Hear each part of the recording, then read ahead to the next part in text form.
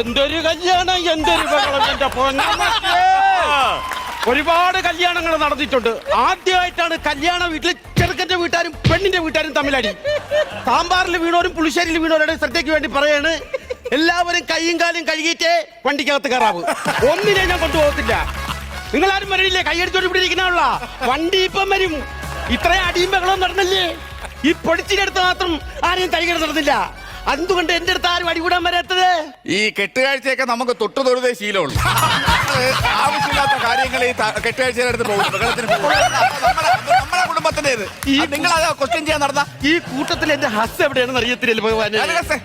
കസല്ലേ തോണ്ട ആ ചെവിയില് മുരിങ്ങക്കായി വെച്ചോണ്ടിരിക്കുന്ന. അതെങ്ങനെ മനസ്സിലായി? ഞാനല്ലേ അവിയിൽ തള്ളിയിട്ടത്. അതെ, എന്റെ ചേട്ടന് അവിയൽ ഇഷ്ടമുള്ളത് കൊണ്ട് ഞാനൊന്നും പറയുന്നില്ല. അതല്ല, അരമണിക്കൂർ കഴിഞ്ഞിട്ട് അവിയലിന്റെ ഉണ്ടാവിന്ന് അവൻ കയറിയില്ലെന്ന് ഇങ്ങനെ കിടന്നടിക്കുന്നു.